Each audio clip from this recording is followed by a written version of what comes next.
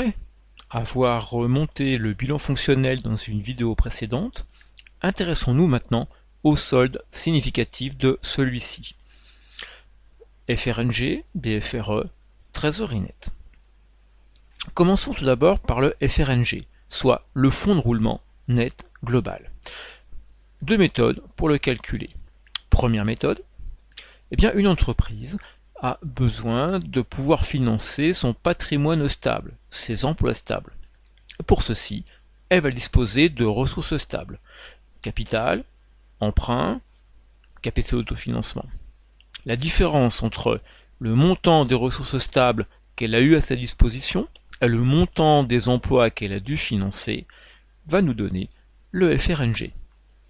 Alors quelle est la signification de celui-ci? Ce FRNG veut dire que c'est l'excédent de ressources stables restant à disposition de l'entreprise pour financer autre chose quand les emplois stables ont pu être financés. Revenons sur notre bilan fonctionnel précédent. Pour pouvoir calculer le FRNG, on va aller chercher les éléments qui sont au sommet du tableau.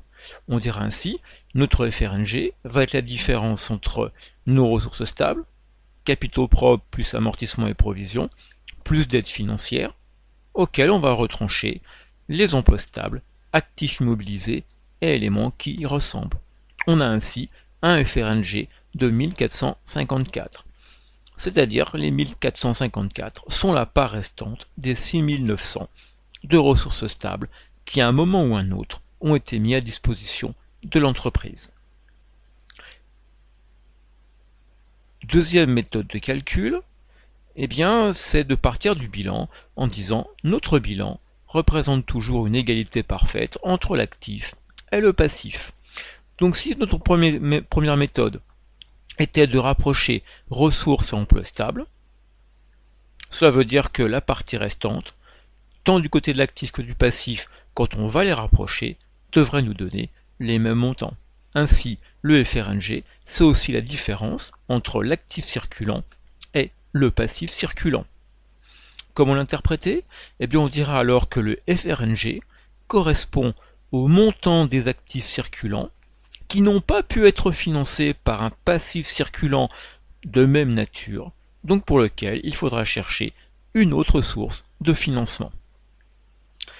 Si on fait notre calcul toujours à partir du même bilan, cette fois-ci, c'est les montants sur la partie basse que l'on ira chercher, tant d'exploitation que hors exploitation que de trésorerie. Ainsi, notre FRNG devient égal au 4658 plus 69 plus 924 des éléments d'actifs circulants, auxquels on va retrancher le passif circulant, soit 3074, 986 et 137. Ce qui nous redonne exactement le même montant que précédemment, nos 1454. Deuxième famille de sols significatifs, les BFR, c'est-à-dire les besoins en fonds de roulement. On va en distinguer deux. Le BFR, en fait, comporte d'un côté un besoin en fonds de roulement d'exploitation, le BFRE, et de l'autre, un BFR-HE, c'est-à-dire un besoin en fonds de roulement hors exploitation. Le premier porte plus simplement sur le métier de l'entreprise. Le deuxième, sur des éléments qui ne sont pas partie prenante de ce métier.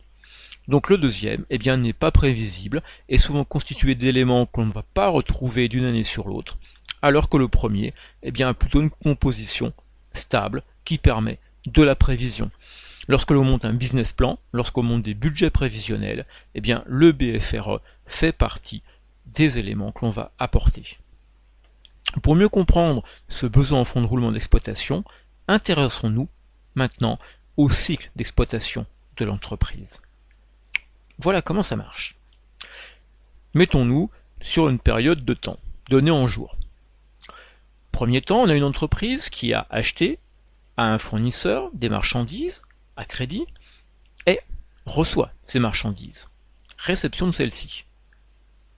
Et puis, au bout d'un certain temps, elle va payer ce qu'elle doit à son fournisseur. Dans un troisième temps, ces marchandises vont être vendues, toujours à crédit, à des clients. clients qui vont régler ces montants ultérieurement. On a ici une décomposition, vous voyez, en 4 jalons du cycle d'exploitation. Eh bien, dans la première période, entre la réception et la vente de la marchandise, on a une période de stockage. Période de stockage où ce que l'on a acheté ne ramène rien, mais va coûter et éventuellement a déjà été financé. Et puis on a une deuxième partie, c'est cette fois-ci les marchandises qui ont quitté l'entreprise, mais pour lesquelles le client n'a encore rien réglé. Eh bien, on pourrait dire que sur la première sous-partie, entre la réception et le paiement du fournisseur, la valeur des marchandises est financée par le fournisseur. Une fois que le fournisseur est payé, que les marchandises sont encore en stock, eh bien cette fois-ci c'est l'entreprise qui finance la valeur de ces marchandises. Ces marchandises sont sorties de stock, elles ont été vendues au client qui n'a pas encore payé. Et bien jusqu'au moment où le client règle, la valeur de ces marchandises est toujours supportée par notre entreprise. Eh bien ici, quand vous avez à la fois la partie stock de marchandises et la partie créance des marchandises vendues, c'est ce qu'on va appeler le besoin en fonds de roulement d'exploitation de l'entreprise. Plus largement, la formule de calcul sera de dire le besoin en fonds de roulement d'exploitation est égal à la valeur des stocks plus les créances d'exploitation moins les dettes d'exploitation de cette même entreprise. Et au sens où on comprendra que les dettes d'exploitation, ça va être aussi bien ce que l'on doit à nos fournisseurs, mais également ce que l'on peut devoir sous forme d'éléments fiscaux ou sociaux. Alors regardons plus précisément comment se forme ce BFRE maintenant. On partira tout d'abord de l'actif, en disant on repère l'actif circulant d'exploitation, qu'on va rapprocher du passif circulant d'exploitation. En faisant la différence entre les deux, eh bien apparaît alors ce BFRE. Et ce BFRE va correspondre à la part de l'actif circulant d'exploitation qui n'a pas été couvert par du passif circulant d'exploitation. Il faudra donc trouver des ressources de manière à couvrir ce BFRE. Si on revient sur le bilan qu'on commence à bien connaître, on va aller sélectionner à la fois l'actif circulant d'exploitation et la dette d'exploitation de celui-ci. Ainsi, le BFRE serait égal aux 4658 de dette d'exploitation, auquel on va retrancher les 3074 de dette d'exploitation, ce qui nous fait 1584. Voilà le montant pour lequel il va falloir trouver des ressources afin de le couvrir. L'autre besoin en fonds de roulement, c'est le besoin en fonds de roulement hors exploitation. Pour le calculer, eh bien on va tout d'abord aller chercher à l'actif circulant hors exploitation, qu'on rapprochera du côté du passif circulant hors exploitation. La différence entre les deux nous fait alors apparaître le besoin en fonds de roulement hors exploitation. Ici, sa signification, eh bien, c'est juste dire qu'on a de l'actif circulant hors exploitation qui n'a pas pu être couvert par le passif de même nature, et que certainement il va falloir trouver des financements par ailleurs. Mais on n'a pas grand chose à en dire, notamment parce qu'on est face à des éléments que l'on ne retrouve pas d'une année sur l'autre, qu'ils ne sont pas prévisibles, et qu'ils sont de nature extrêmement diverse. Si on revient sur notre bilan fonctionnel, eh bien, cette fois-ci, on prendra tant du côté de l'actif que des dettes le hors exploitation, ce qui nous fait alors un BFRHE égal à 69 d'actifs hors exploitation, moins 986 de dettes hors exploitation, soit un BFRHE de moins 917. Et qu'est-ce que peut bien signifier un besoin négatif? Eh bien en fait un besoin négatif, c'est pas un besoin, c'est un dégagement.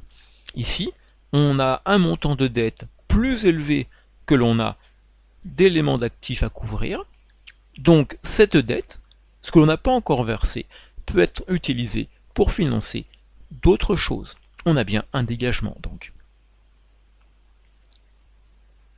Et bien maintenant, intéressons-nous au dernier solde la trésorerie nette de l'entreprise. Deux méthodes de calcul. Tout d'abord, on va partir de l'actif en disant nous avons une trésorerie d'actifs qui peut être disponible. Comprenez la caisse et les comptes bancaires qui sont alimentés. Du côté du passif, on va avoir également une trésorerie de passifs éventuellement, c'est-à-dire par exemple des soldes créditeurs de banque, des découverts. En rapprochant les comptes où vous avez de l'argent disponible, des comptes pour lesquels vous avez un découvert, on établit alors la trésorerie nette de notre entreprise. C'est-à-dire, est-ce que l'on a un problème de trésorerie déficitaire? Auquel cas, quand la trésorerie est négative, ça va rapidement poser des problèmes, et en tout cas, ça va coûter plutôt très cher en agio.